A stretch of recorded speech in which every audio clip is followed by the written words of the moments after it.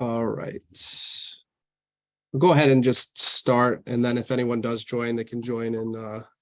So I wanted to just do this call on our one car audit process, which for those of you who have been through training, this should be familiar to you. For those of you who haven't, this is just a self audit that I like to do. I haven't been able to do it in quite some time now, but it's one of the things that when I do store visits, I really enjoy doing because it holds the store to the standard that we're trying to achieve when it comes to the model, and it exemplifies exactly what it is that we're trying to give the consumer, because at the end of the day, the consumer's behavior is going to be geared towards whether they like what we're putting out as a product or not. And so when we do our one car audit, I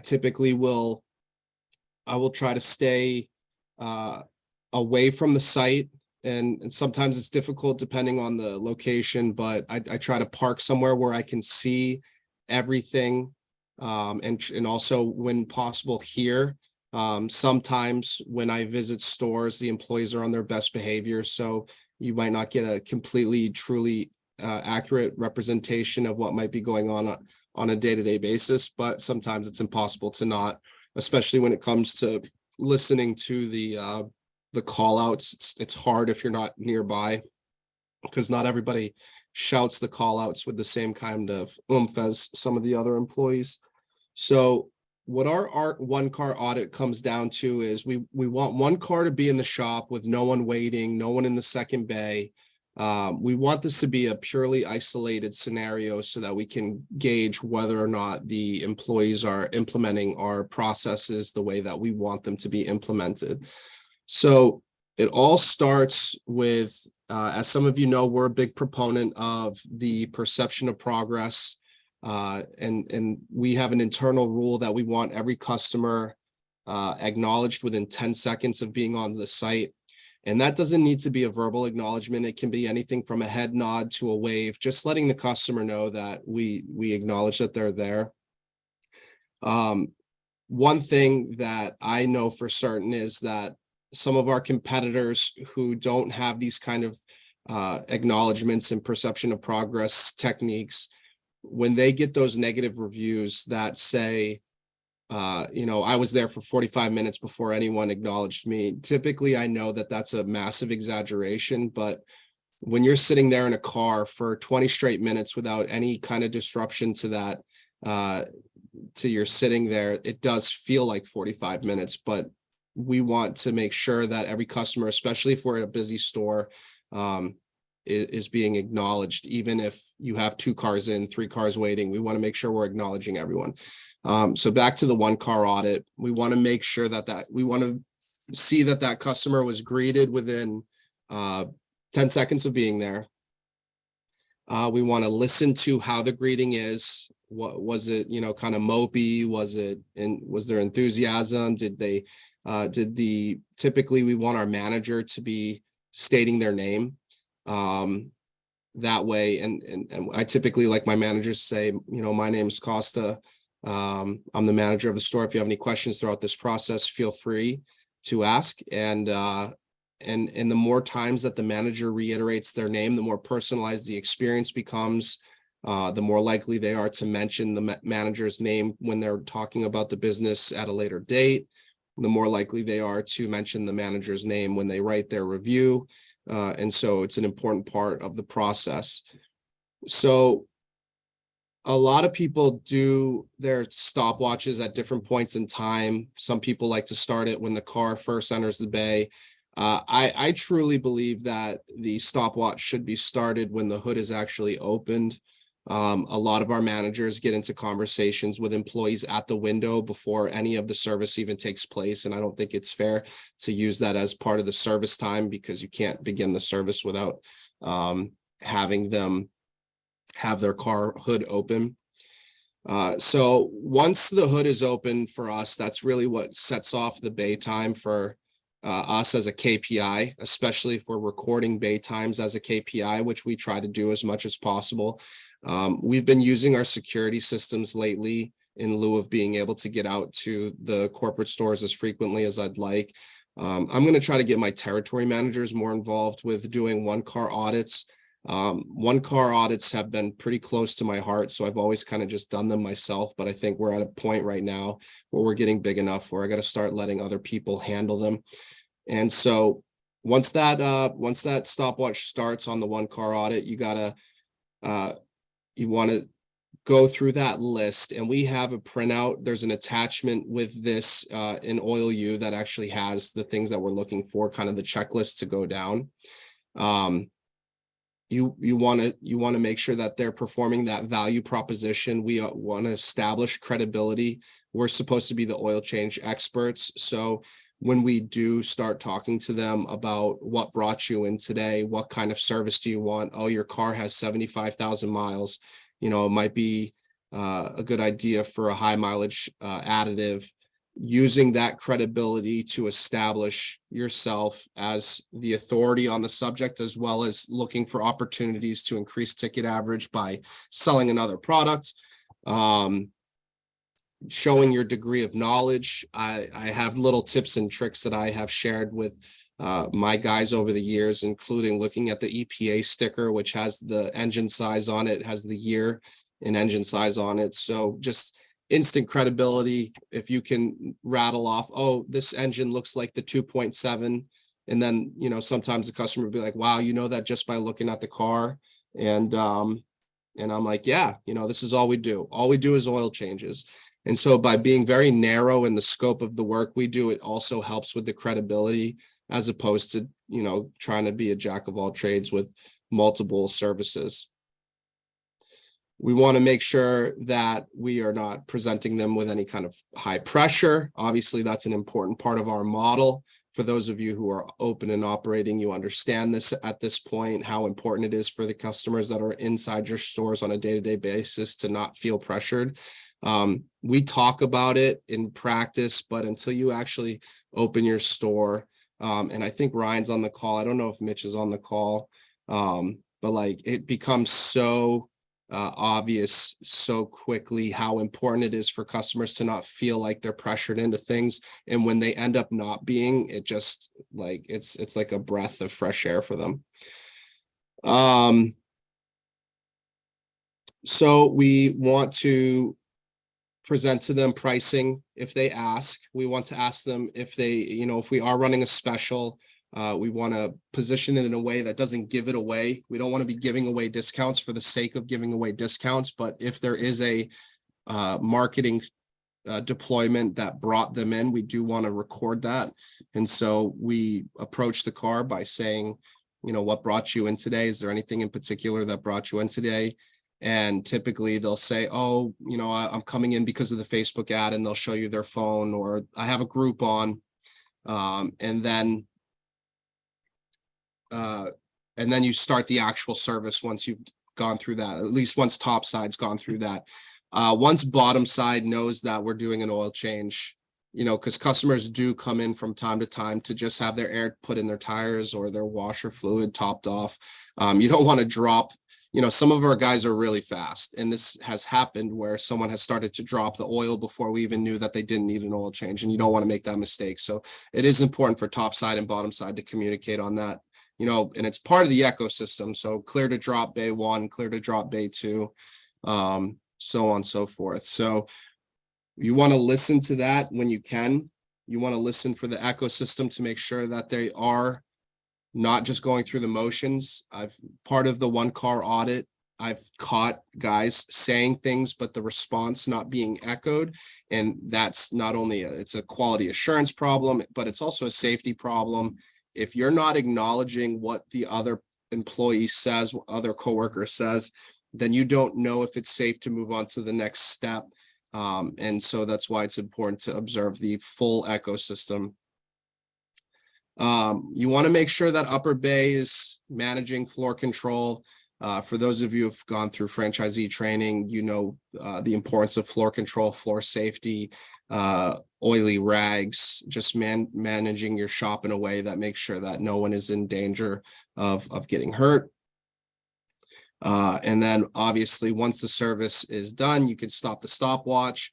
Now, if it's an Audi, if it's a BMW, if it's a kind of a one-off car, we're not going to get too hung up on if it's, 10 to 15 minutes. If it's like a Honda Civic, we definitely want to be way under the 10-minute mark. There's no reason for it not to be. The filter and the drain plug are typically right next to each other, so it's not a difficult oil change. But you also want to make sure that they're going through all the steps in between. So at that point, I typically either reveal myself or I walk into the shop or I kind of take over, where I, after observing the cash out, making sure that they reintroduce themselves. So gone over the value statement, which cannot be overstated how important the value statement is. These are the things that we did today. This is why we charge a premium. Obviously, you don't say that, but by saying this is the value that we provide, it ensures that they understand the value and why our oil changes are more expensive than, say, going to a Meineke where it's used as a loss leader. Review the invoice with the employee, make sure that it was done correctly, make sure they didn't miss any cross-selling opportunities, make sure that they reintroduce themselves. Again, my name's Costa. I'm the manager. If you have any other questions about anything, feel free to reach out. We're more than happy. You can also message us on Facebook or our website. Ask them for the review. Ask them for make sure that the sticker is correct. That's part of Topside's process. And then after the car is gone, you just kind of huddle up the crew. You do a quick huddle. You provide feedback. We like to do the sandwich method of critiquing, where we say one nice thing, we say one constructive thing, and then another nice thing. So then make sure that they have their downtime activities if there's no cars in bay, and then schedule any kind of training based on the feedback given. So the one car audit is a super important part of the system in terms of making sure that our guys are doing the things that make us different from everyone else in our space, because it is important to establish ourselves as that model, because we believe that that's the reason that people will continue to choose us over the other people who can do an oil change. Does anyone have any questions on that? I'd be more than happy to talk about the one car audit. I know I haven't done any of the operations calls. It's typically Brandon. I don't know what kind of itinerary he typically does. I'm kind of shooting from the hip with this. So I'm more than happy to do Q&A on basically anything while you guys have me on the phone.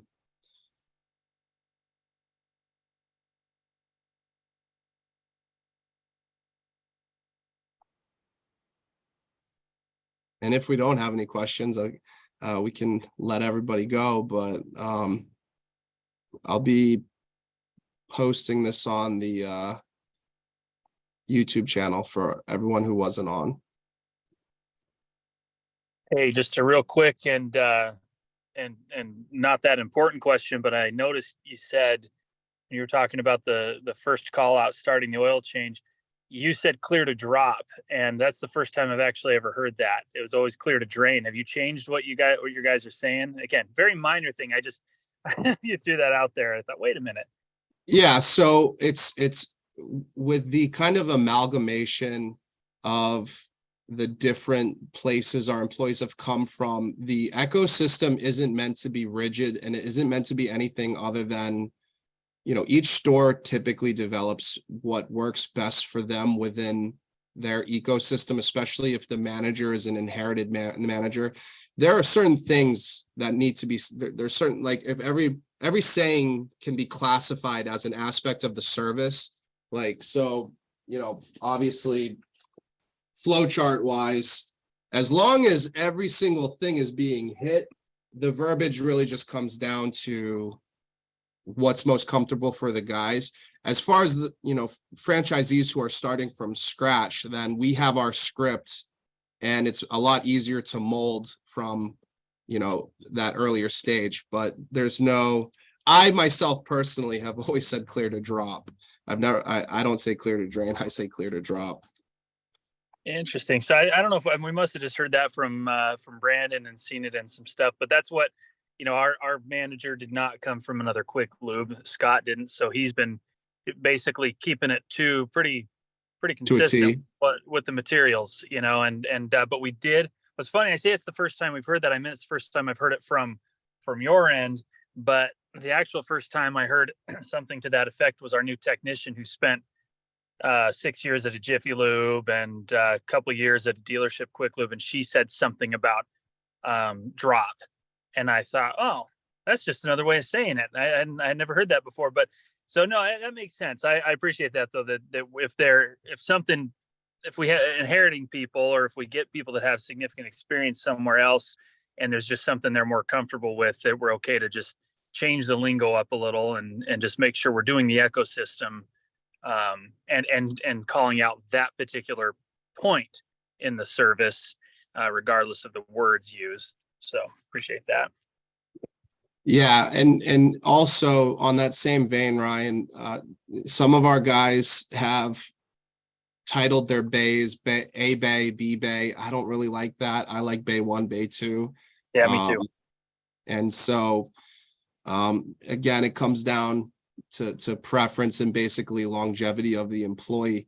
When I first started in the business and I got to probably location number 6, I had not thought about like uniforming some of that stuff. And so I have guys that have been with me for 7-8 years that kind of predate creating a system that I never thought like Daryl would ever work at the Hanover store. And so it just never occurred to me to create those processes until probably location 10, when we're like, okay, if we franchise this thing, maybe it makes sense to have a more uniform approach. So we do have employees that have stayed with us for so long that they just have their ways. Oh, that makes sense. Okay. Brandon, this is just one browser window of 3, and this is not anything when it comes to tabs. So benefits to secret audit versus owners, managers doing this. So I'll kind of dress up your question in a different form. Like, is there a difference between this and like a mystery shopper, which I do put mystery shopper in kind of a different vein, because mystery shopper is more the consumer's viewing of it. And so the mystery shopper usually goes in not really worrying about process, but how was their experience as a customer. But as far as like other employees versus me or versus you guys doing it, just to use Ryan as an example, if his manager Scott were to do a 1-car audit, I have no doubt he probably would be able to do it just as well as Ryan. But it comes down to your level of trust in your employee, and if they see things the same way that you see things, in terms of this process. And so I think that a lot of the guys that are open right now have strong managers who have bought into the system and enjoy having to run the store the way that we have it run versus coming from Take 5 or a Jiffy Lube. And so having them do a 1-car audit might not be so bad. It's just, as an owner, no one's ever going to really care as much as you do. So there's just that aspect of it. And do employees show well when the owner shows up versus just on a regular day? Yeah, I think everyone's just on their P's and Q's. There's definitely less cigarettes smoked when I'm around. But besides that, I think for the most part, these guys take pride in their work, and they're gonna work the same way. But there's probably less cussing and cigarettes. Anything else, guys? Feel free to ask in chat or just hop off mute.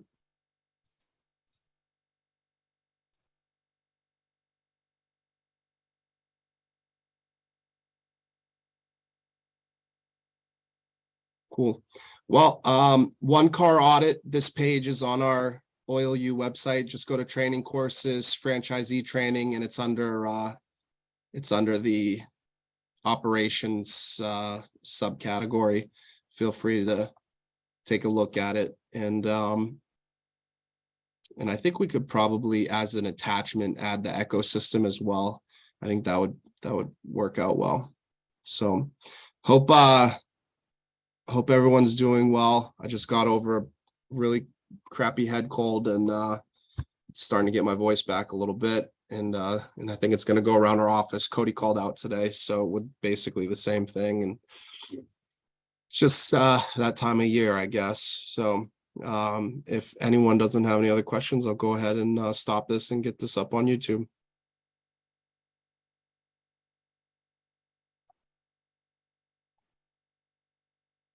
Cool.